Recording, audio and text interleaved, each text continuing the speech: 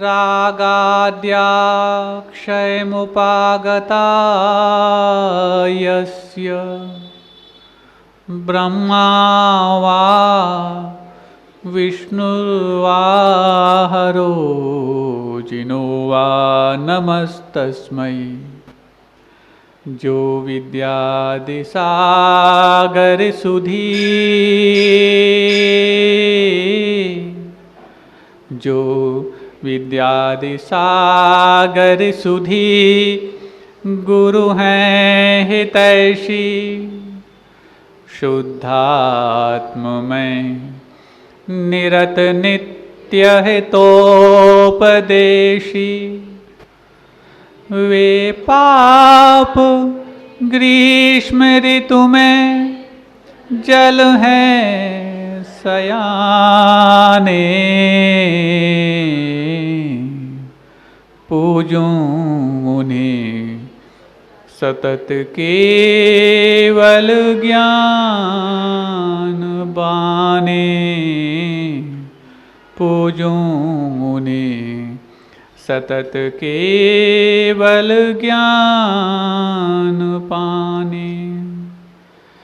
देवादिदेव 1008 श्री वृषभनाथ भगवान की परम पूज्य आचार्य परमेष्टि गुरुदेव श्री विद्यासागर जी महामुनि राज की पूज्य आचार्य श्री समय सागर जी महाराज की 3 कम 9 करोड़ मुनिराजों की नगर गौरव त्रय मुनिराजों की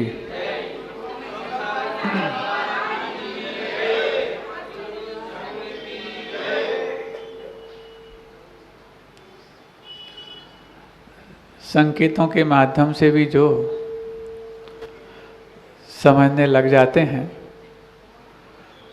उनके लिए ये शब्दों में व्यक्त नहीं करना पड़ता कि यदि समझ गए हो तो मुस्कुराना भी सीख जाओ।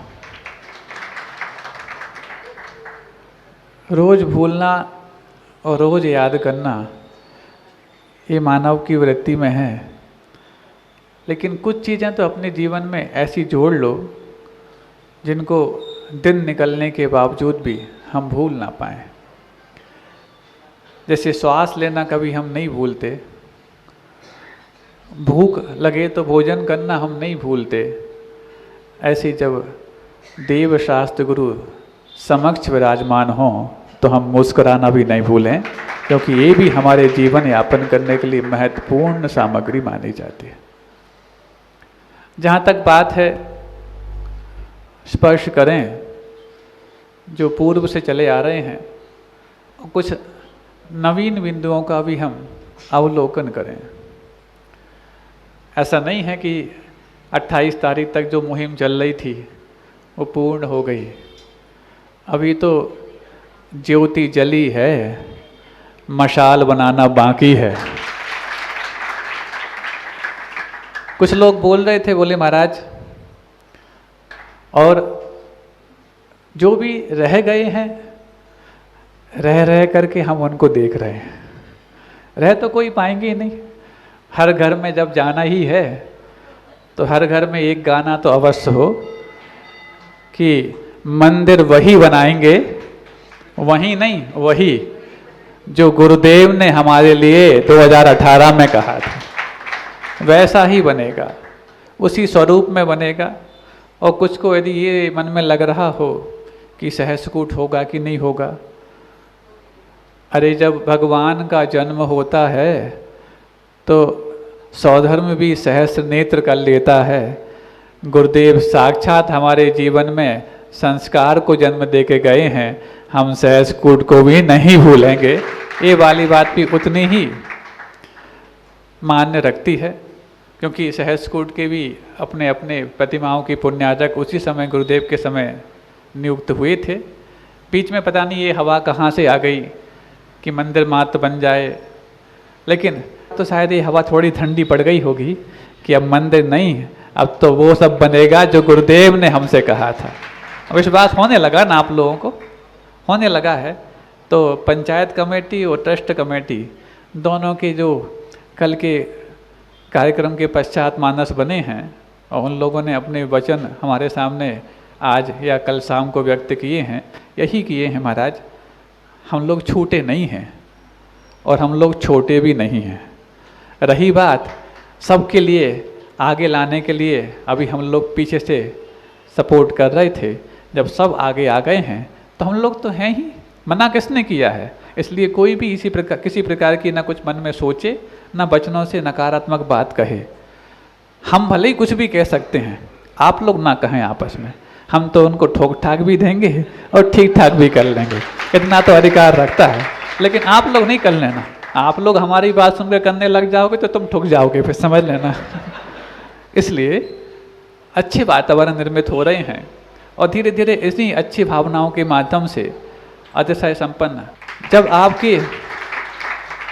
आपके रोज बाजार होते हैं गुरुवार को नहीं, तो हमारे भी रोज रविवार होते हैं, रविवार को ही नहीं। ऐसा ही तो जब लोग कहने लगे, बोले महाराज हम सब आएंगे, चिंता नहीं करो। हमने कहा हमें चिंता वैसी नहीं है, तुम चिंता मत करना कि तुम बच जाओगे। तो वो पंचायत वाले हों चाहे ट्रस्ट वाले समझ तो गए हैं कि अलग टाइप के महाराज हैं। हाँ, टाइप कोई सी भी हो, लेकिन हैं महाराज, इतना तो पक्का है। और गुरुदेव के आशीर्वाद से यहाँ पर आए हैं, आपके बुलावे से नहीं आए। अब एक बात और आई, चूँकि अब हमें भूमिका यही बन रही है तो बता ही दें। एक बात और आई, क्या आई? हम भी जितना संभव है करने का प्रयास करेंगे, हम तीनों महाराज मिल करके। इसलिए तुलना की बात नहीं है। तो महाराजों ने तो वही किया है जो सब करके आए हैं पहले से लेके आज तक। आप लोगों ने कुछ विशेष कर लिया है तो अपने लिए ताली बजाओ, महाराजों के लिए कुछ मत कहना। सारे महाराज अपना व्यस्त कर रहे हैं और इसके बाद और जो आएंगे और आपकी सामर्थ्य बढ़ेगी। लेकिन सामर्थ्य बढ़ने की शुरुआत तो तभी हो गई थी जब 1985 में क्षुल्लक गुण सागर जी यहाँ पर आए थे। यदि वो आपकी सामर्थ्य को नहीं पहचानते तो बताओ, भूलना नहीं चाहिए आपको सबके लिए, भूल ही गए आप तो। अब हमने कहा इन लोग को बोलने का मौका मिला है, 3-3, 4-4 संचालक ये लोग हैं, इनकी बात ज़्यादा सुननी पड़ेगी। अब उनकी बात सुनकर कौन कौन सी बात को हम जवाब दें, हम भी सोच नहीं पा रहे थे। धीरे धीरे आप लोग की सुनी हुई बात सब याद तो हैं, लेकिन जवाब देने के लिए हमें पूरा चातुर्मास चाहिए, देते रहेंगे, चिंता मत करना। वो आए, उसके बाद एक के बाद एक कौन कौन आए हैं सबका हम प्रसंग बना करके जिक्र करेंगे। लेकिन तुलना मत करना, क्योंकि गुरुदेव कोई भी कार्य अतुलनीय करते हैं। आपका भी अतुलनीय हो ऐसा आपको अपना परिचय देना है और किसी प्रकार से स्पर्धा का कोई भी काम और नाम ना आए, ऐसा ध्यान रखना है। एक समय की घटना जो अक्सर अपन सबके जीवन में कुछ जिक्र किया करती है, क्योंकि गुरुओं के माध्यम से ही हमारे जीवन में वो समाधान प्राप्त होता है जिस समाधान के नहीं होने पर आज तक हम कर्मों से भी व्यवधान पाते रहे, नो कर्म से भी व्यवधान पाते रहे, तो भाव कर्म से भी व्यवधान पाते रहे।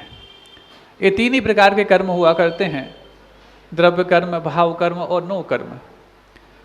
इन तीनों के व्यवधान जब हमें सताते हैं तो हमारे जीवन में साता का उदय गुरु ही लाते हैं। और ऐसे में जब सबके जीवन में साता पाने की भावना तैयार हो रही है, रफ्तार भी पकड़ती है, बीच बीच में होता है एकदम रफ्तार पकड़ लो, हाईवे ना हो तो फिर एक्सीडेंट होने के चांस रहते हैं, बीच में संभालना भी पड़ता है, फर्स्ट गियर में भी लाना पड़ता है। लेकिन गियर चाहे फोर्थ लगा हो चाहे फर्स्ट लगा हो, दिशा नहीं बदलनी चाहिए, दिशा तो वही रहे जिसकी शुरुआत अपन सब ने गुरुदेव के आगमन अथवा 2013 में बड़े महाराज के आगमन के समय अपन ने कर ली थी। ऐसी एक छोटी सी घटना याद आ रही है, गुरुओं के माध्यम से हमें कौन से समाधान प्राप्त होते हैं और कैसे समाधान होते हैं। एक बार की बात, एक किसी पिता के माध्यम से अपने पुत्रों के लिए वसीयत लिखी गई। वसीयत आप समझते हैं महाराज, बहुत अच्छे से समझते हैं, कोई लिख तो जाए फिर हम देख लेते सब ठीक ठाक। हाँ, वसीयत लिखते ही जितना अच्छा बाजार गर्म वकीलों का हो जाता है, उतना तो जिनके लिए वसीयत लिखी गई है उनको नहीं होता। क्यों? अब वसीयत को कौन व्यवस्थित तरीके से उनके जाने के बाद पढ़वाएगा? कौन आएगा? वकील ही तो आएंगे। तो ऐसी एक वसीयत लिख गए, वो लिख गए ऐसा, 3 बेटे थे उनके, और 3 बेटों में चल अचल संपत्ति का बंटवारा करना था। जहाँ तक चल संपत्ति की बात है, अपन चल संपत्ति में सिर्फ वही समझते हैं जिसको अपन हाथों से गिनते हैं या मशीन से गिनते हैं, क्योंकि अब लोगों के पास इतना नहीं है कि हाथों से ही मात गिना जाए, मशीनें लगने लग गई हैं। अब जब आपके घरों में मशीनें लग गई हैं तो कौन सी बड़ी बात है कि आपके मंदिर के निर्माण में, हम ज़्यादा कुछ नहीं कहना चाहते, सब समझदार हैं, तो सिर्फ यही नहीं होती जो मशीनों से गिने जाते हैं अथवा हाथ से गिने जाते हैं, कुछ ऐसी भी होती हैं जो आपकी आँख से भी गिने जाते हैं। तो ऐसी कुछ संपत्ति उनके पास थी जो चल संपत्ति के रूप में थी, क्योंकि अचल संपत्ति सिर्फ आप जमीन जायदाद को मानते हैं, भवन वास्तु को मानते हैं। उन्होंने सबका व्यवस्थित बंटवारा कर दिया, और बंटवारा करने के पश्चात चूँकि तीनों बच्चे संस्कारवान थे, संस्कारों के तहत उन्होंने जो मिला, जिसको जैसा मिला, स्वीकार किया। कोई आपस में तनाव नहीं कि कैसा कर दिया, ऐसा नहीं कि बड़े को ज़्यादा, छोटे को कम, मंझले को ज़्यादा, ऐसा कुछ भी नहीं हो गया। लेकिन एक संपत्ति का बंटवारा कुछ अजीबोगरीब हो गया। वो अजीबोगरीब क्या, ये शब्द आप समझे? अजीबोगरीब क्या होता है? जो जीव नहीं है वो अजीब है, जो अमीर नहीं है वो गरीब है, ऐसा? अजीबोगरीब एक अलग ही टाइप का शब्द है, उर्दू शब्द है, लेकिन वो ना अजीब से संबंध रखता ना गरीब से संबंध रखता, मतलब कुछ अलग ही हट करके है, जिसको कोई उपमा ना दी जाए अथवा जिसको कोई किसी प्रकार से तुलना करके ना बताया जाए, ऐसा वो अतुलनीय, अनुपम, अजीबोगरीब था। क्या था? अब जैसे जैसे पिताजी ने वसीयत लिख दी, और जब वसीयत पढ़ी जाने वाली समय आया तो तीनों भाई इकट्ठे हुए। ठीक है, बाद में किसी प्रकार से इस वसीयत को लेकर के कुछ विवाद हो, इससे अच्छा है कि आपस में बैठ करके शांति से कर लें। होता कि नहीं होता ऐसा? महाराज सोचते तो यही हैं शांति से हो जाए, लेकिन जैसे ही होता है तो शांति तो बाद में, क्रांति पहले आ जाती है। कौन सी क्रांति? फूट डालो और राज्य करो की क्रांति। कहाँ से आ जाती है? इसको बनाना नहीं पड़ता। अंग्रेजों ने तो एक बार लाई थी, वो भी 300 वर्ष शासन करने के बाद। आप लोग के पास तो ये तो आना बहुत सहज है, क्योंकि अनंतकालीन शासन आपने इस संसार में किया है। पता है कि नहीं कब से संसार में हो? हाँ, कुछ लोग कहेंगे 50 साल से, कुछ 60 साल से, 70 साल से। इतना ही संसार यदि मान के बैठे हो तो अभी आपकी हालत भी अजीबोगरीब ही है। तो सुनो, संपत्ति का बंटवारा हो गया, सब कुछ आपस में अच्छे से बांट लिया, लेकिन एक संपत्ति ऐसी थी जिसके बारे में बांटना कुछ मुश्किल हो गया। क्या? उसके पास कुछ गायें थीं। गायें समझते हो? पालते हो? महाराज सड़कों पे घूमती रहती हैं और हम अपने घर का दोहन बाहर पटक देते हैं, वो पल जाती हैं। इसका नाम पालन नहीं है, इसका नाम तो तारण है। क्यों? आप जो अपने घर का भोज्य पदार्थ सड़कों पे पटकते हो, पहली बात तो बहुत लोग सुधर गए हैं, लेकिन कुछ लोग अभी सुधरे नहीं हैं। चाहे ये गली वाले हों, चाहे वो गली वाले हों, चाहे बाजार वाले हों, चाहे कहीं भी तालाब रोड कहीं भी वाले हों, सुधरो इस बात को लेकर के। आप यदि ये सोच रहे हैं कि हम उन गायों को वहाँ भोजन अपने घर के बाहर गली में पटक करके उन पर दया कर रहे हैं, आप दया नहीं अपराध कर रहे हैं। पहली बात तो ये है कि आप प्रमाद करके अपना घर का जो वेस्टेज है वहाँ पटक देते हैं कि कहीं दूर ना जाना पड़े। हर घर में गाड़ी पहुँचती है, सबकी व्यवस्था रहती है।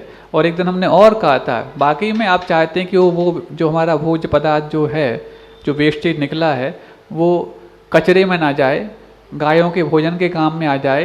तो एक गौशाला आपके यहाँ है ही, गौशाला की एक गाड़ी बन जाए। हर घर से जैसे कचरे के लिए नगर पालिका की गाड़ी आती है, ऐसी आपके वो वेस्टेज भोज्य पदार्थ के लिए गौशाला की गाड़ी आ सकती है। वहाँ पर भी उनके लिए भोजन मिल जाएगा और आपकी दया भी पल जाएगी।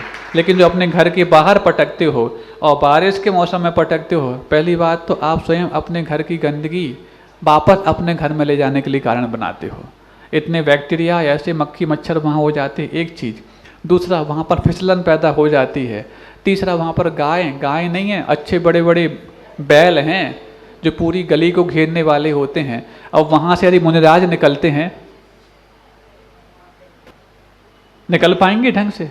और एक अच्छी बात बता दें आपको जो बहुत ही ध्यान देने योग्य है, आप लोग को देख करके भले ही वो नहीं झूमते होंगे, लेकिन पिच्छिका को देख करके उनको पता नहीं क्या लगता है, तो पिच्छिका को कुछ अलग समझते हैं। उस पिच्छिका जिसके हाथ में रहती है, किसके हाथ में रहेगी? महाराज के हाथ में रहेगी, तो उसको देख के वो झपटते हैं। ऐसे में कोई दुर्घटना घट जाए तो जैसे तैसे करके बच करके आए हैं। आप समझिए इस चीज़ को लेकर के, छोटी मोटी बात नहीं है। आप दया करना है तो आप एक गाड़ी आप बनवाइए, उसमें करके वहाँ पर भिजवाइए, और इस ताकि सारी गायें हैं वहाँ पर जाएं। आप और जो गौग्रास डालना चाहते हैं, ऐसा नहीं होता कि आप अपने घर में बुला के कभी कुछ भी करने लग जाओ। जब गायों को आप ढंग से पालते नहीं हैं, या तो अपने घर में पालो, रखो उनको घर में, गौ पालन के मना नहीं है, लेकिन आप ये गाय पालन नहीं कर रहे हैं। पालन करना तो एक कला है, आप तो बला को टाल रहे हैं अपने घर की वेस्टेज सामग्री को वहाँ फेंक करके। इसमें कोई पुण्य लगने वाला नहीं है आपको, बल्कि पाप लग सकता है यदि इस प्रकार के करने से किसी का दुर्घटना यदि हो जाती है। तो हम गाय की बात कर रहे थे, वसीयत की, लेकिन नसीहत की गाय हमने आपको बता दी। इस नसीहत को आप हर घर घर में पहुँचाएँ। दोनों गलियों वालों को बोल रहे हैं, उस तालाब रोड वालों को भी बोल रहे हैं, और पूरे बाजार वालों को बोल रहे हैं। सुन लिया ना? हम बार बार नहीं बोलेंगे, दूसरी बार हमने बोल दिया इस विषय। इसके बावजूद भी दिखा तो फिर हम क्या करेंगे? हम बताएंगे, हम बोलेंगे नहीं। हाँ, तो सुनो, वो वसीयत की गाय थी, कितनी थी? 19 गायें थी। बंटवारा 3 बेटों में होना है, और 3 बेटों में जब बंटवारा होना है तो बंटवारा वसीयत में ऐसा लिखा कि आधी गायें बड़े बेटे को मिलेंगी, चौथाई गायें मंझले बेटे को मिलेंगी, और 5वां हिस्सा छोटे बेटे को मिलेगा। इस अनुपात में तो तीनों के लिए कोई दिक्कत नहीं थी कि ठीक है, पिताजी ने जो बंटवारा किया कोई दिक्कत नहीं, लेकिन इसको अब बांटे कैसे? भाई अचल संपत्ति हो, जमीन कितनी भी हो, 19 एकड़ हो तो 9.5 हम बांट लेंगे, या 3 भागों में कैसे भी करके बांट लेंगे, 1/3 को लेकर के। लेकिन यहाँ पर तो अब गायों को कैसे 9.5 करें, और गायों को कैसे आधा करें कि आधी गायें उसको कर दो? वो तो जीव है, बड़ी समस्या हो गई। अब छोटे भाइयों ने कहा कोई बात नहीं, 9 की जगह आप 10 ले लो। नहीं, ऐसी बात नहीं है। पिताजी ने जिस प्रकार से वसीयत लिखी है उसी वसीयत के हिसाब से बंटवारा होगा।